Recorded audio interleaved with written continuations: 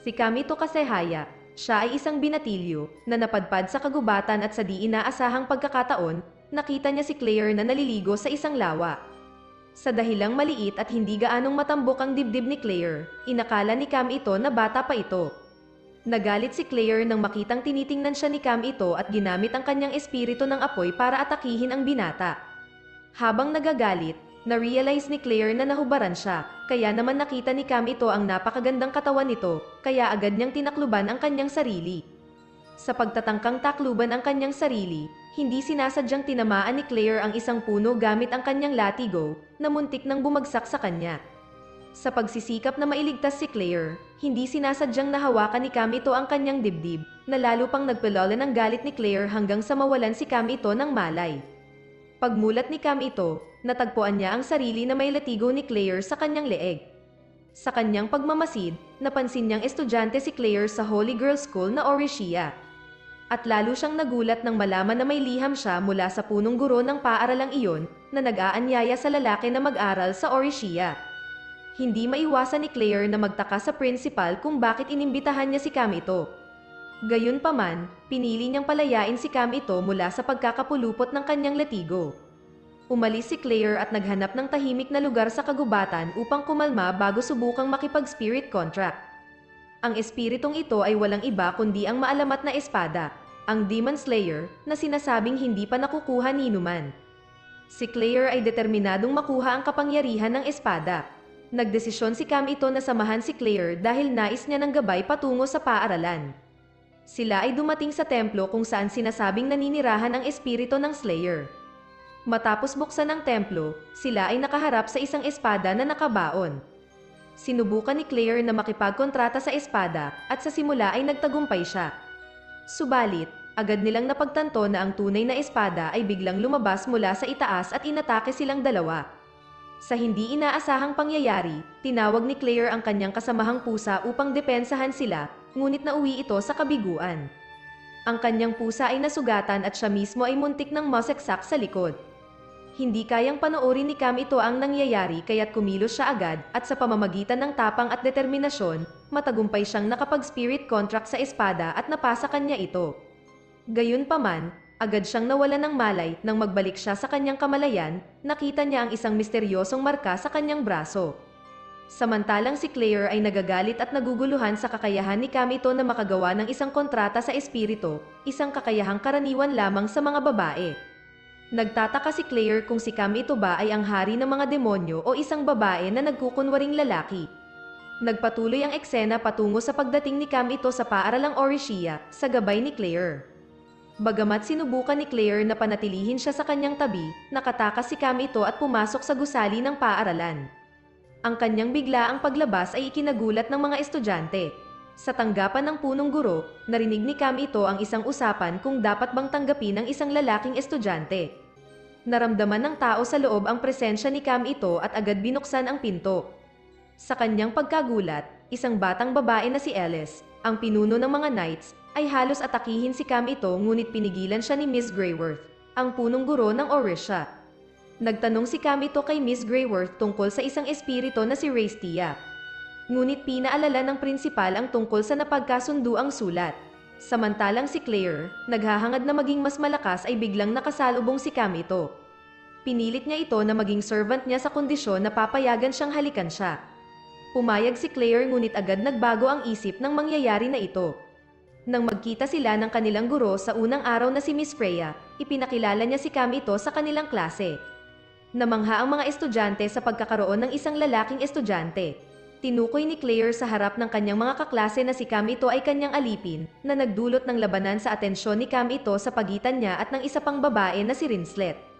Sa gitna ng gulo, nadapa si Rinslet at nabangga si Cam ito, na nagresulta sa pagtawag sa kanya na pervert ng kanyang mga kaklase. Lumipat ang eksena kung saan nagpapahinga si Cam ito sa kanyang bagong tahanan.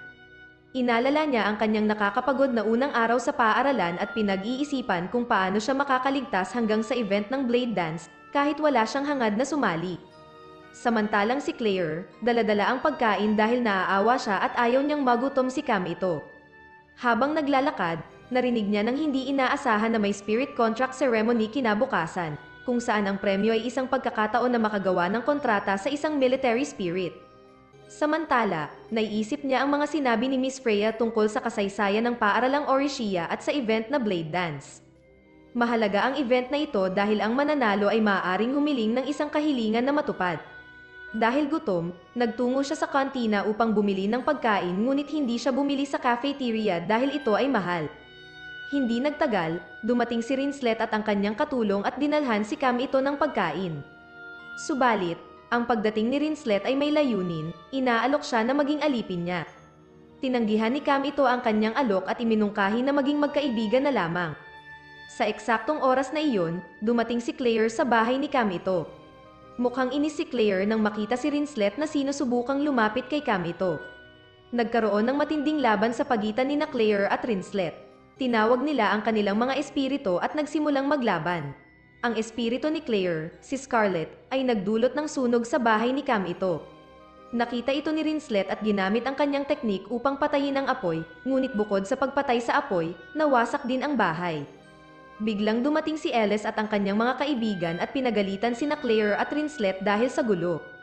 Ipinaliwanag nila kung bakit sila inilagay sa isang klase ng mga pasaway. Hindi lang iyon, ininsulto pa sila ni Ellis, sinasabi na si Claire ay kapatid ng isang traidor at ang pamilya ni Rinslet ay walang karangalan. Dahil dito, nagalit sina Claire at Rinslet at hinamon si Ellis sa isang laban. Pumayag si Ellis, ngunit iminungkahi niya ang isang laban na 3 laban sa 3 na nagpilit kay Cam ito na sumali sa laban-laban kay Ellis. Dinala ni Claire si Cam ito sa kanyang kwarto dahil wala na siyang matutuluyan at titira muna siya sa kanya. Makalat ang kwarto, nagdesisyon siyang ayusin ito kasama ang pusa ni Claire at aksidenteng nahawakan ang panty ni Claire. Sa gulat, itinago ni Cam ito sa kanyang pantalon. Tinanong niya si Claire kung bakit nais nitong maging malakas. Sinabi ni Claire na determinado siyang manalo sa Blade Dance. Pagkatapos nito, pinakiusapan siya ni Claire na maghanda ng pagkain habang siya ay naliligo. Habang nasa banyo, naabala si Claire ng isang biglang lumitaw na espiritu ng tubig. Nang marinig ang hiyaw ni Claire, agad tumulong si Cam ito. Matapos mapalayas ang espiritu ng tubig, natuklasan ni Claire na hawak ni Cam ito ang kanyang panty at agad siyang pinagalitan nito. Pagkatapos kumain, tinanong si Claire ni Cam ito kung bakit niya kailangang makahanap ng malakas na espiritu. Sinabi ni Claire na nais niyang makita ang kanyang kapatid na si Rubia Elston na kilala bilang ang noble na nagpasimula ng sunog sa isang lugar. Kaya nais niyang malaman ang katotohanan at tanungin ng direkta si Rubia. Pumunta sila sa lugar na Astral Zero upang labanan si Ellis at nakita nila si Rinslet na nandoon na. Dumating din si Ellis at ang kanyang mga kaibigan, nagsimula na ang laban. Bagamat kamakailan lamang ni-release ni Cam ito ang kanyang espiritu matapos ang 3 taon, ang lumitaw ay isang maliit na espada. Naging matindi ang laban, ngunit tinalo ng koponan ni Cam ito ang 2 kaibigan ni Alice. Nalalapit na si Cam ito kay Ellis na agad namang ginamit ang kanyang pinakamalakas na teknik pero nawala ang kanyang konsentrasyon dahil pinuri ni Cam ito ang kanyang kagandahan. Hindi nagtagal, isang demon spirit na kilala si Cam ito ang lumabas mula sa kalangitan na ikinagulat ng lahat. Nagtaka si Claire at ang iba pa kung bakit nakapasok ang demon spirit sa Orishia. Bagaman balak labanan ni Ellis ang demon spirit, pinigilan siya ni Claire at sinabi niyang siya ang makikipaglaban dito. May kumpiyansa si Claire na masusupil niya ito, ngunit pinayuhan siya ni Cam ito na huwag maging padalos-dalos. Subalit, matigas ang ulo ni Claire at nagsimula siyang lumaban na may tulong mula kay Ellis mula sa kalayuan. Ngunit, hindi epektibo ang mga pag-atake ni Claire at napagod siya. Sa huli, tinulungan ni Cam ito si Claire dahil napagtanto niya na kunwari lang itong malakas. Habang malapit na matalo si Claire ng Demon Spirit, inialay ni Scarlet ang sarili upang tumulong. Dahil dito, malungkot na umiyak si Claire dahil sa pagkamatay ng kanyang minamahal na espiritu. Sa parehong oras, sinubukan ulit ni Cam ito na bunutin ang kanyang espada ngunit hindi niya magawa. Gayunpaman, hindi siya sumuko at patuloy na sinubukan hanggang sa wakas ay nabunot niya ang kanyang espada na Demon Slayer at agad pinatay ang Demon Spirit sa isang atake lamang. Nagsisisi si Claire dahil hindi siya nakinig kay Cam ito. Pagkatapos biglang nawala ng malay si Cam ito dahil sa sobra niyang paggamit ng spiritual na enerhiya. Nagkaroon siya ng panaginip noong siya'y alagad pa ng Demon King. Binigyan siya ng kapangyarihan ng isang babaeng si Risia. Nang magising siya, napagtanto niya na siya ay nasa kwarto ni Rinslet. Nagulat si Kamito dahil may babaeng walang damit sa ilalim ng kanyang kumot. Ito ay si EST na espiritu ng kanyang espada, ngunit hindi pa niya ito alam. Hindi nagtagal ay pumasok si Rinslet sa kwarto, pinagtago niya si EST sa ilalim ng kumot. Nagpasalamat si Kamito kay Rinslet sa pag-aalaga sa kanya. Nagmukhang mahiyain si Rinslet at agad siyang pinaalis dahil bawal ang mga lalaki sa dormitoryo ng kababaihan. Sinabi ni Kamito na gusto niyang magpalit muna ng damit, ngunit napansin ni Rinslet at ng kanyang kasambahay ang kakaibang kilos sa ilalim ng kumot. Dala ng kuryosidad, tinanggal ni Rinslet ang kumot ni Kamito at siya ay nagulat sa nakitang hubad na babae na niyayakap si Kamito. Sinubukan niyang ipaliwanag upang hindi magkaroon ng pagkakamali, ngunit si Rinslet ay nainis at agad niyang ipinakita ang kanyang espiritu. Subalit, napigilan ni EST ang espiritu ni Rinslet, na nagpaalam kay Kamito na si EST ang kanyang spirit contract. Samantalang, mukhang malungkot si Claire, gayunpaman, hindi pa rin siya sumusuko, lalo na ngayon na may pagkakataon na makipagkontrata sa isang military spirit. Plano niyang sumali sa event at manalo. Pagkatapos, pumunta si Kamito at EST sa kwarto ni Rinslet kung saan ipinaliwanag ni EST ang kanyang dahilan sa pagpili kay Kamito bilang kanyang amo. Sinabi niya na may 30th katao siyang tinanggihan at siya ay interesado kay Kamito dahil sa pakiramdam niya ay kamukha niya ito. Lumabas siya dahil siya ay naboring na sa pagiging espada. Samantalang, ang ibang mga estudyante ay inisip na si Kamito ay isang babero dahil sa pagdala niya ng isa pang babae. Hindi naglaon ay dumating si Ellis at pinagalitan siya dahil sa pagdala kay EST. Nag-aalala si Kamito kay Claire, tiningnan niya ang kanyang kwarto ngunit wala ito. Sinabi ni Ellis ang tungkol sa event ng military spirit contract na gaganapin sa lungsod ngayong hapon, ngunit kailangan nilang gawin ang blade dance upang makuha ang military spirit. Nang marinig ito, naisip ni Kamito na baka pumunta si Claire sa event. Sa huli, nagpasya siyang pumunta roon dahil alam niyang wala itong lakas mula sa espiritu. Samantalang, nakatagpo ni Claire ang isang tao na nag-alok sa kanya ng kapangyarihan upang maibalik ang espiritu ng kanyang namatay na pusa. Sa pagdinig ng alok, tinanggap niya ito agad nang hindi alam na ang kapangyarihan ay mula sa demonyo. Lumantad na ang taong nag-alok ay si Race Daya. Ilang sandali lang, si Kamito ay patungo na sa arena habang si Claire ay nakipaglaban na sa ibang kalahok para sa premyo ng military spirit. Sa labang iyon, siya ay nagmukhang mahina dahil walang tulong mula sa kanyang espiritu. Siya ay naging paksa ng chismis at tinawag na kapatid ng Tridor.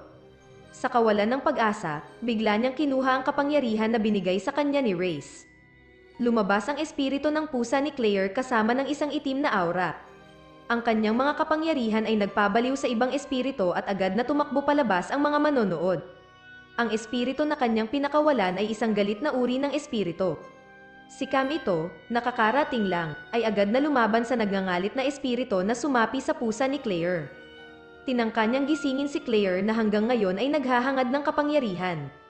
Hindi niya matanggap ang patuloy na pangaalipusta at pakiramdam niya na iniwan dahil siya ay palaging itinataboy. Dahil sa nalaman, sinabi ni Kamito na lagi siyang nandyan para sa kanya. Siya ay handang maging spirit contract para kay Claire. Sinabi pa niya na buhay pa si Scarlet at ang espiritu nito ay nag-evolve. Pagkatapos malaman ito, agad niyang binasag ang marka sa kanyang kamay habang si Kamito ay inatake ang tatak sa noo ng espiritu ng pusa ni Claire, hanggang sa wakas, napagtagumpayan nila ang nagngangalit na espiritu. Si Kamito ay nagtanong kung saan nakuha ni Claire ang kapangyarihan. Hindi nagtagal, dumating si Rizhia upang gulatin siya.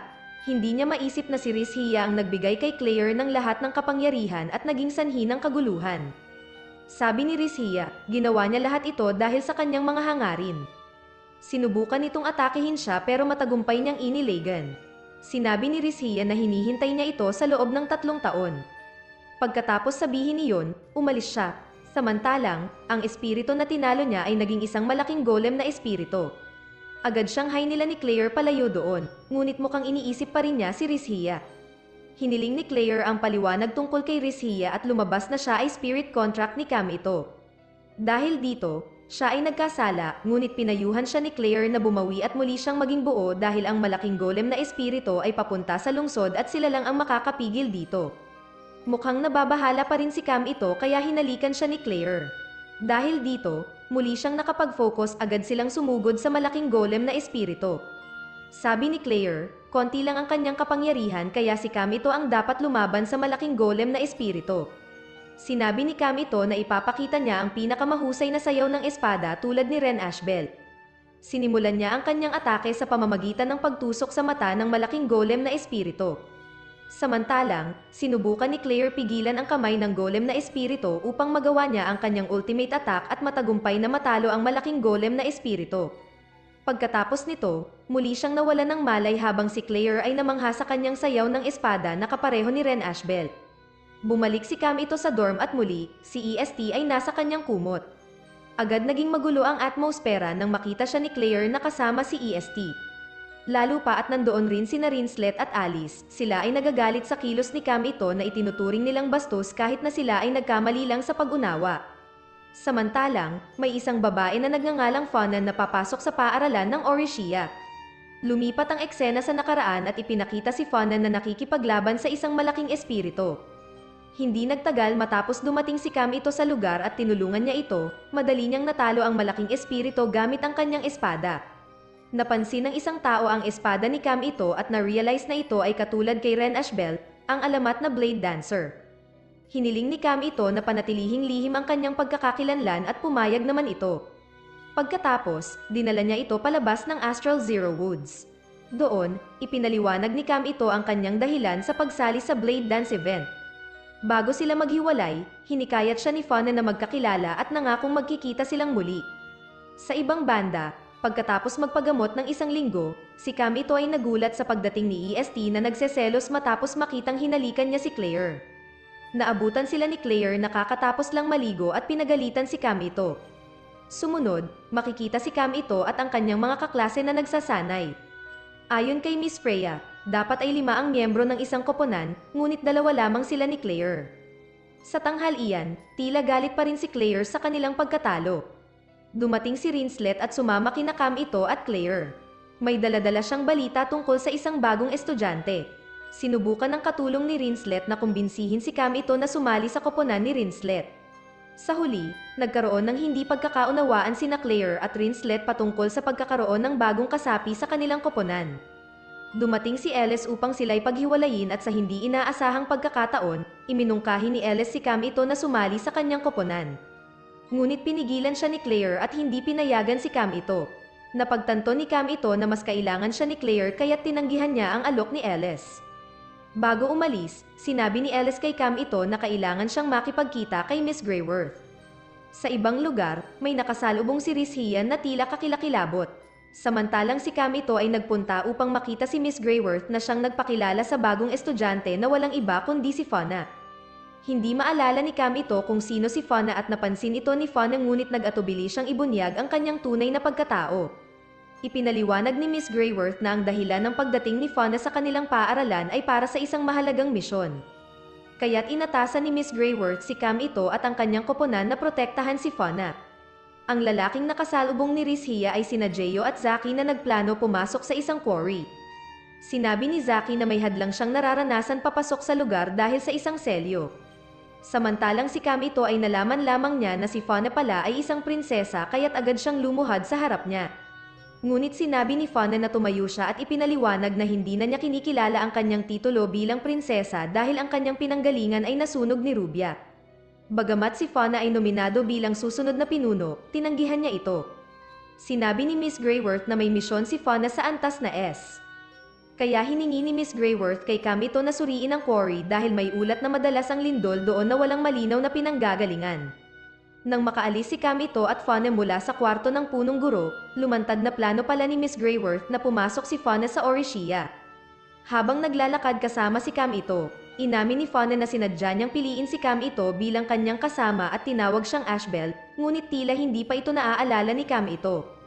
Hindi kalayuan sa kanila, tila may mga estudyanteng nachismis dahil napansin nila na malapit na naman si Cam ito sa isang babaeng estudyante dahil sa kanilang mga bulong. Nagpakita ng malambing si Fauna at sadyang niyakap si Cam ito. Sa parehong oras, dumating si Claire at nagselos sa kanila. Dinala ni Cam ito si Fauna sa magulong kwarto ni Claire. Doon, sinubukan ni Fauna na utusan si Cam ito sa pamamagitan ng pagbabanta na ikakalat ang sekreto na si Cam ito ay si Ren Ashbel. Hindi makatanggi si Cam ito, tinanong ni Fauna ang tungkol sa relasyon ni na Cam ito at Claire. Sinabi ni Claire na si Cam ito ay kanyang spirit contract. Sa pagkarinig nito, nalaman ni Fauna na sigurado na naghalikan na sina Claire at Cam ito. Dahil sa selos, hinamon agad ni Fauna si Claire sa isang duel sa pagluluto.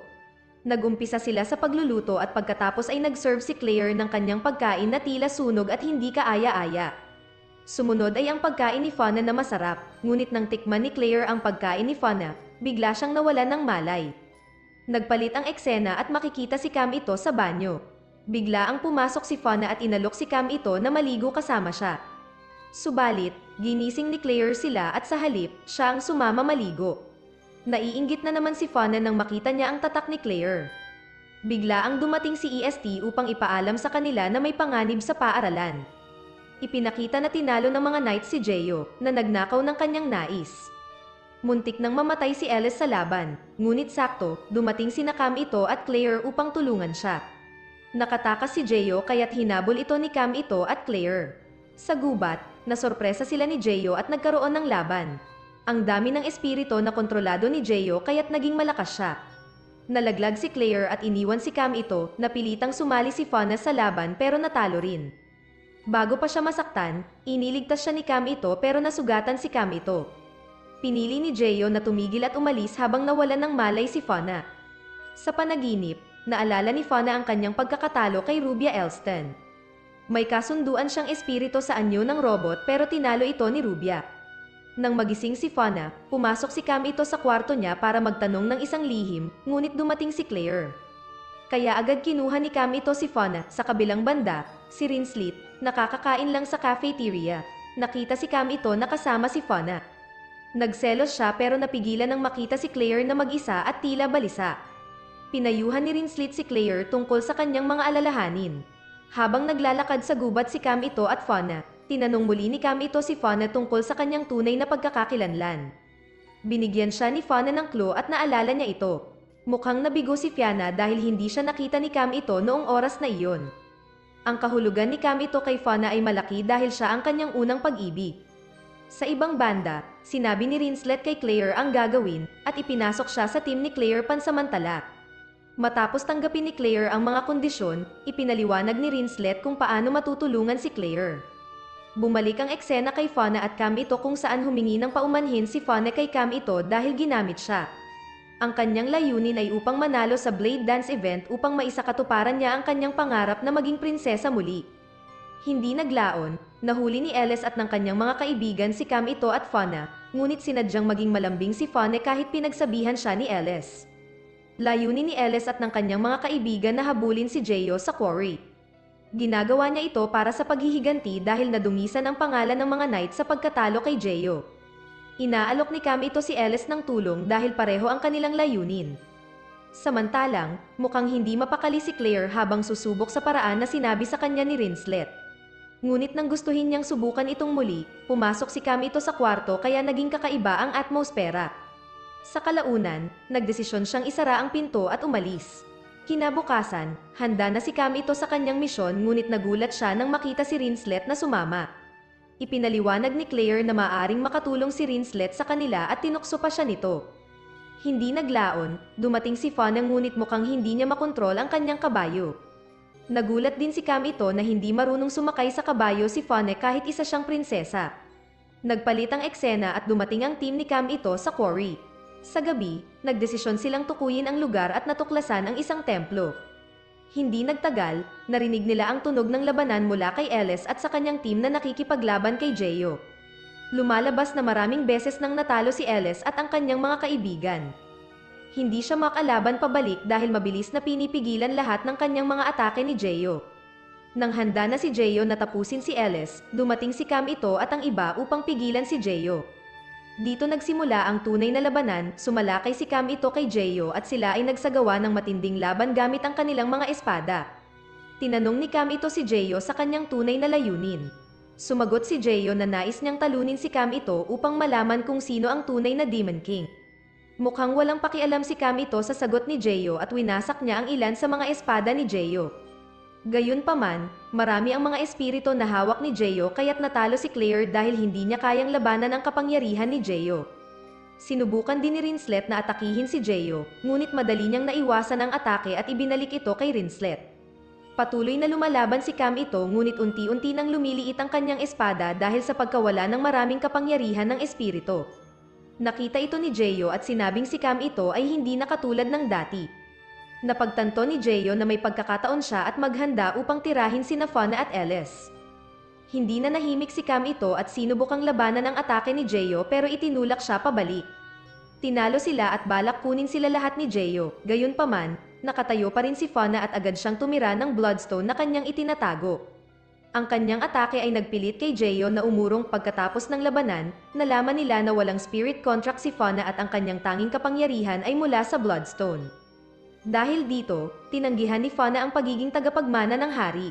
Pinasok niya ang Orishia dahil sa kapangyarihan ng Bloodstone. Ginamit din ito ni Fauna upang makasali sa team ni Cam ito dahil nais niyang sumali sa Blade Dance event at manalo. Sinabi ni Claire na puno ng hindi kahangahangang tao ang team ni Cam ito, ngunit sa palagay ni Fauna, tanging team lamang ni Cam ito ang tatanggap sa kanya. Itinuloy nila ang misyon, ngunit hindi na makakapagpatuloy sina Ellis at Rinslet dahil sa malubhang pinsala. Kailangan agad esil ang lugar bilang utos ni Miss Greyworth. Samantalang, nadismaya si Jeyo dahil sa kanyang kabiguan na talunin si Cam ito. Andoon si Race Daya at sinabihan si Jeyo na ang tunay na Demon King ay si Cam ito. Ngunit tinanggihan ito ni Jeyo at nanindigan siyang siya ang tunay na tagapagmana ng Demon King. Hindi nagtagal, naabot na ni Cam ito at ng iba pa ang kanilang destinasyon. Sa palagay ni Cam ito, hindi si Jeyo ang Demon King, tumugon din si EST sa mga sinabi ni Cam ito na siya ang tunay na Demon King. Biglang lumitaw si Jeyo sa harap ni Cam ito kaya sila muli ay nasangkot sa labanan. Sa simula, mukhang mas matibay si Cam ito pero nalantad ang kanyang espada sa laso ni Jeyo kaya't nagkaroon ng pagkakataon si Jeyo na tusukin siya. Nang mapaligiran, sinubukan ni Cam ito na patuloy na makipag-usap kay Jeyo upang makabili ng oras. Sa wakas, dumating si Claire upang tulungan si Cam ito. Handa na rin si Fauna na simulan ang kanyang spirit dance. Nang magsimula siyang sumayaw, unti-unti nang lumalabas ang mga espiritu mula sa katawan ni Jeyo. Hindi ordinaryo ang kanyang katawan dahil ito ay parang sisidlan para sa mga espiritu upang siya ay magkaroon ng mas malakas na kapangyarihan. Pagkatapos ay lumapit si Race Daya at sinabi niyang nais niyang gisingin ang tunay na kapangyarihan ni Cam ito. Bagamat hindi sumusuko si Jeyo, wala siyang pakialam kung sino ang tunay na Demon King. Hiling ni Jeyo ang tulong ni Rishia at handa itong ipahiram ang kanyang espada sa kanya. Ginawa ito ni Rishia upang gisingin ang tunay na kapangyarihan ni Cam ito. Sinundan ni Jeyo si Fauna, ngunit napigilan ni Cam ito ang atake ni Jeyo. Naramdaman ni Fauna ang pagkakasala dahil palaging pinoprotektahan siya ni Cam ito. Sinubukan niyang kunin ang kanyang spirit contract na isang malaking robot. Nagtagumpay siya sa pagkuha ng kanyang spirit contract at pinagsanib nilang lakasan upang talunin si Jeyo. Bumalik ang eksena kay Cam ito na gising na sa kanyang kwarto. Pag-alis ng kumot, nakita niya si EST sa ilalim nito. Sinabi ni EST na kailangan niyang malapit kay Cam ito upang makuha ang kanyang espiritu. Sa parehong oras, kakatapos lamang maligo ni Claire at nasilayan silang dalawa. Nagselos siya at agad sinuntok si Cam ito, lumipat ang eksena sa nakaraan at ipinapakita ang 13 taong gulang na si Ellis na nanonood ng Blade Dance game. Ang laban ay sa pagitan ng kapatid ni Ellis na madaling natalo ni Ren Ashbel na kaparehong edad kay Ellis. Pagkatapos mapanood ang laro, naging interesado si Ellis kay Ren Ashbel. Sa susunod na eksena, bagong gising si Cam ito at bigla niyang narinig ang mga boses ni Claire at Fauna sa kusina. Pareho silang gumagawa ng tsokolate dahil kinabukasan ay Valentine's Day. Tinanong sila ni Cam ito kung para kanino ang tsokolate dahil puro babae ang nasa akademya, ngunit hindi sila sumagot. Sa kabilang banda, nakipag-usap si Miss Freya kay Miss Greyworth tungkol sa team ni Cam ito na hindi pa kumpleto. Curious si Miss Freya tungkol sa tunay na pagkatao ni Cam ito, ngunit hindi dinidetalye ni Miss Greyworth at sinabing babalik sa paaralan ang kanyang kapatid na si Alice para sa Blade Dance event. Binanggit din ni Miss Freya na maraming ilegal na mga ngalakal ang nagbebenta ng spirit seals sa gitna ng lungsod dahil sa nalalapit na Blade Dance event. Samantalang si Cam ito ay sumali sa isang spar upang itaas ang kanyang ranggo. Muling nagkompetensya sina Cam ito at Claire laban sa parehong kalaban kaya madali nilang natalo ito. Gayunpaman, hinamon din sila ng espiritu ng tubig, ngunit natalo ito ni Fauna. Umabot sila sa ikatlong pwesto at iniwan ang laban-laban sa team ni Ellis na nasa ikalawang pwesto habang ang unang ranggo ay ang kapatid ni Ellis. Matapos ang laban, inimbitahan ni Fauna si Cam ito at ang iba upang ipagdiwang ang kanilang panalo bilang team. Sa parehong oras, dumating si Rinslet at pinaalis ang mga estudyante. Inimbitahan niya si Cam ito at ang iba pa na kumain. Sa una, tumanggi sila ngunit pinakiusapan sila ni Rinslet kaya sumama sila. Subalit bago kumain, kinailangan muna ni Cam ito na dumalo sa karagdagan na klase. Bumago ang eksena kay Ellis na dumedalo rin sa klase at tila nagmememorya. Lumapit si Cam ito sa kanya pero bigla itong kumuha ng kanyang espada. Humingi siya ng paumanhin at ipinaliwanag ni Cam ito ang ilang mahalagang detalye mula sa klase. Nagpasalamat si Ellis at naisipan niyang hilingin kay Cam ito na turuan siya muli. Plano ni Cam ito na turuan si Ellis ngayong araw ngunit mayroon siyang ibang gagawin kaya iminungkahi niya na sa alas 5 ng hapon na lang. Pumayag si Ellis at sinabi niya kay Cam ito tungkol sa pagbebenta ng ilegal na spirit seals sa lungsod. Matapos ang klase, mukhang patungo na sila Cam ito at ang iba sa restoran. Napansin ni Cam ito si Claire na tila na humaling sa isang kwintas na nakadisplay sa isang tindahan ng alahas. Nang lapitan ito ni Cam ito, tila nahiya si Claire at biglang umalis. Mukhang nalito si Cam ito sa kanyang asal ngunit sinabi ni Rinslet na kaarawan bukas ni Claire. Pagdating sa restoran, hiniling ni EST kay Cam ito na siya ang mag-order ng pagkain. Sa kabila nito, ang waitress ay isang espiya at sinusubaybayan ang grupo ni Cam ito. Sa paglipas ng oras, nagkita sina Cam ito at Ellis para mag-aral. Nais ni Cam ito na dalhin si Ellis sa aklatan ngunit hiling ni Ellis na sa kanyang kwarto na lang. Wala siyang magawa kundi sumama. Pagdating sa kwarto, napansin ni Cam ito ang kaayusan nito. Nagbihis si Ellis at lumabas siyang suot ang isang pangkatulong na damit. Nagtaka si Cam ito at ipinaliwanag ni Ellis na payo ito ng kanyang kaibigan dahil raw gusto ng mga lalaki ang mga babaeng nagsusuot ng ganitong kasuutan. Sinagot siya ni Cam ito na hindi niya ito gusto kaya nagalit si Ellis at tinutukan siya ng espada. Pinakalma lamang siya ni Cam ito at sinabing may iba pa siyang talento bukod sa paghawak ng espada. Napatunayan niyang magaling magluto si Ellis nang ihanda nito ang pagkain para sa kanya. Habang kumakain, pinuri ni Cam ito ang masarap na luto ni Ellis at sinabi pa niyang maaari siyang maging mabuting asawa sa hinaharap. Nahiya si Ellis at ipinagpatuloy lang niya ang pagkain. Matapos mag-aral, tila nag-usap sila sa hardin kung saan binanggit ni Ellis ang kanyang kapatid at inamin niyang baka ito na ang huli nilang pagkikita. Sa pagpapatuloy ng kanilang usapan sa kwarto, sinabi ni Ellis na ito ang unang pagkakataon na may ibang lalaki sa kanyang kwarto. Sinabi niya ito dahil ang kanyang ate na si Ulceria ay babalik sa paaralan. Si Ulceria ay dating pinuno ng mga mandirigma, ngunit matapos matalo kay Ren Ashbel, bigla siyang nagbago at tinanggal sa posisyon. Ang posisyon ay kasalukuyang hawak na ni Ellis. Nagreklamo si Ellis tungkol sa kanyang trabaho bilang isang mandirigma dahil sa kasalukuyan, marami sa kanyang mga kasamahan ang sugatan. Hiningi niya kay Cam ito na sumali at pumayag ito dahil nais niyang tumulong. Sa kabilang banda, si Claire ay gumagawa muli ng tsokolate at nahuli ito ni Cam ito na kakauwi lang. Pinagalitan siya ni Claire dahil umalis siya nang hindi nagsasabi. Mas lalo pa siyang nagalit nang malaman niyang bagong galing si Cam ito sa kwarto ni Ellis at tinanggap ang alok nito na maging isang mandirigma. Dahil dito, pinaalis siya ni Claire sa kwarto at mukhang malungkot ito. Siya ay spirit servant ni Claire at hindi dapat iniwan ito. Pagkatapos ng ilang sandali, dumating si Fauna upang patahanan si Claire. Kinabukasan, ginising si Cam ito ni ESD dahil natulog ito sa gitna ng kagubatan. Hiningi ni ESD ang pangako na hindi siya iiwan nito gaya ng pag-iwan niya kay Claire. Sa susunod na eksena, ipinakilala ni Ellis si Cam ito bilang bagong kasapi ng mga mandirigma nang biglang dumating si Bulsiria. Nagalit ito nang malaman niyang maraming mandirigma ang tinalo dahil sa kahinaan. Ipinahayag niya ang dahilan ng kanyang pagdating, naghahanap siya ng makakasama sa kanyang koponan.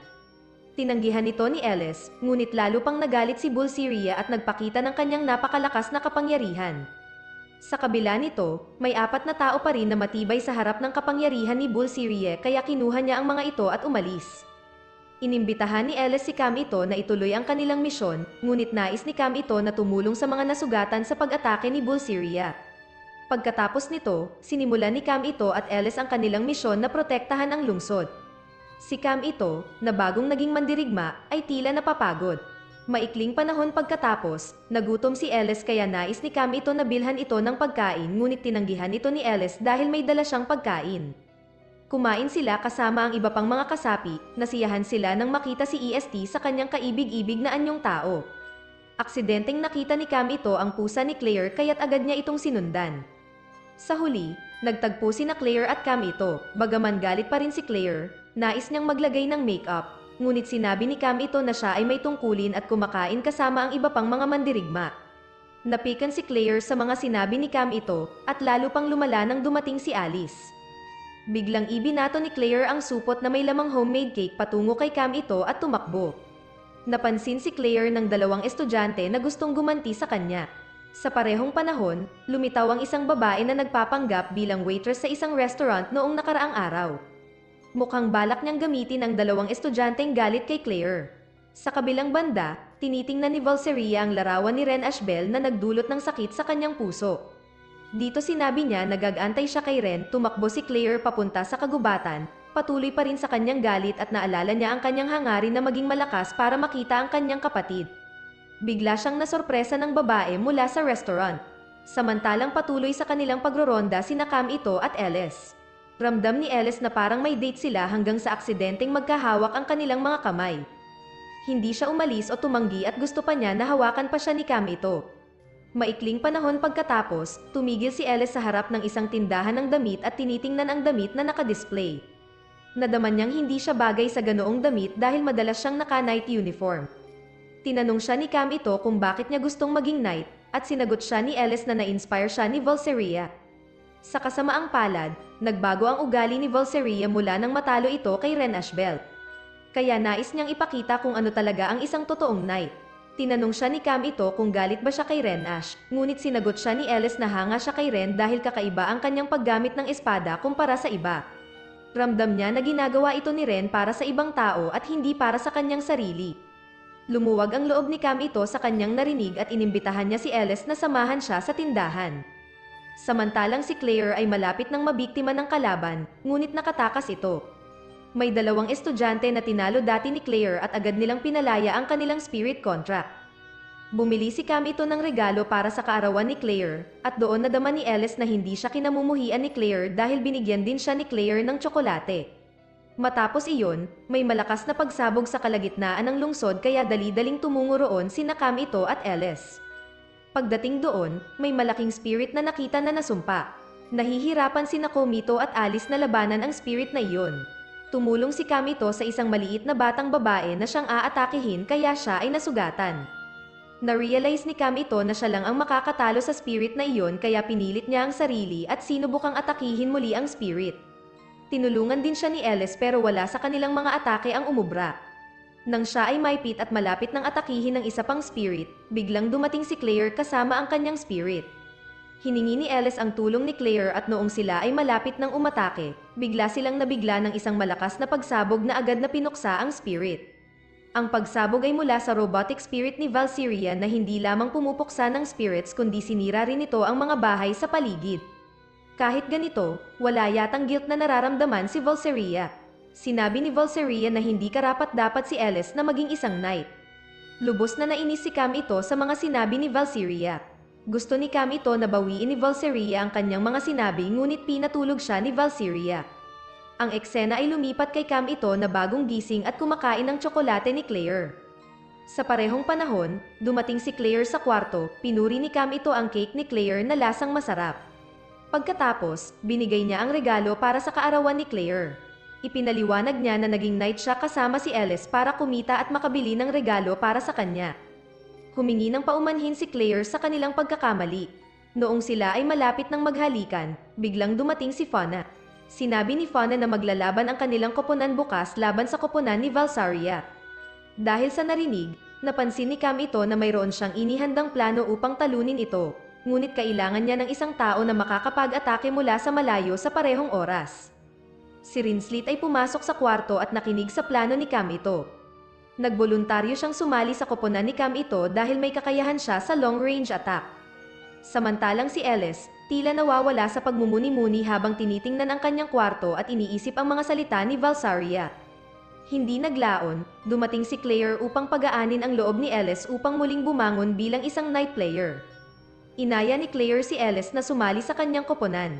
Sa una, tumanggi si Ellis dahil may sarili na siyang koponan. Subalit, pumasok ang dalawang kasamahan ni Ellis at sinabing sila'y kasalukuyang nagpapagamot at hindi makakadalo sa Blade Dance event. Sinabi ni Ellis na nangako silang lalaban ng magkasama, ngunit dahil sa kalagayan ng kanyang koponan, wala siyang magagawa kundi sumali kay Claire. Sa kabilang banda, si Valseria ay nagmamadaling lumaban kay Ren Ashbel.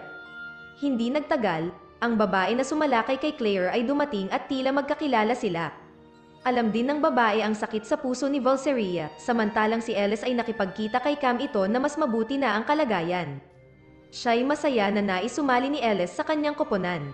Ngunit pinagbawalang lumaban ni Claire si Komito dahil sa hindi pa siya handa. Binigyan siya ni Ellis ng tsokolate at naniniwala silang matatalo nila si Valseria. Nang dumating ang araw ng laban, sinabi ni Ellis na ipapakita niya kay Valseria ang galing ng kanyang mga knight.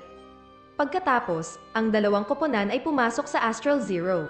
Ang koponan ni Player ay gumagawa ng plano nang biglang pumasok si Valseria, sinabing sapat na siya lamang upang labanan ang apat sa kanila.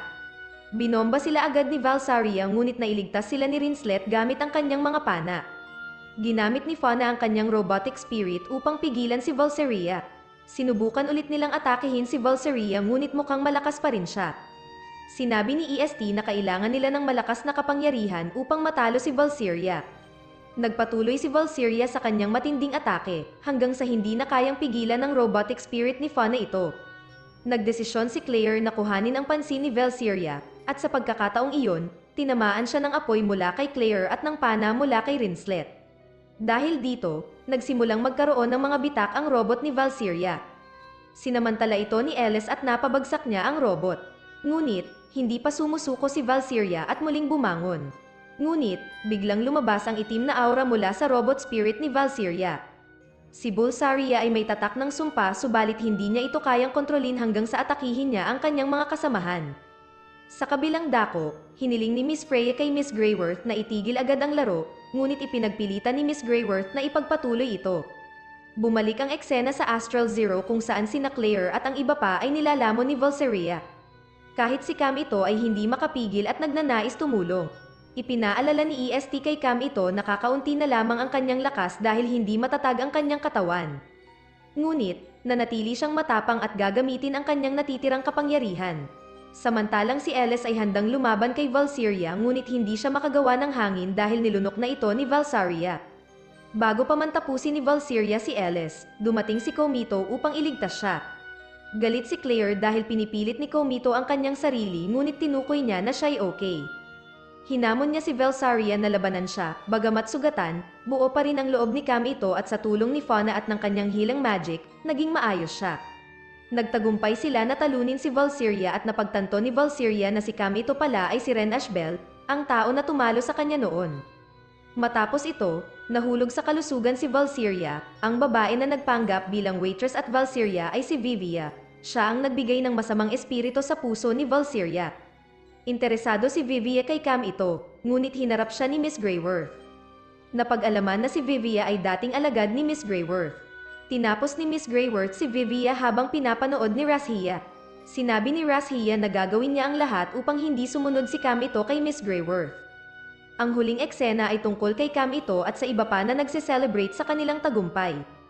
Habang si Cam ito ay laging nililigawan ng mga babae, siya ay namangha nang makita ang bagong bihis na si Ellis.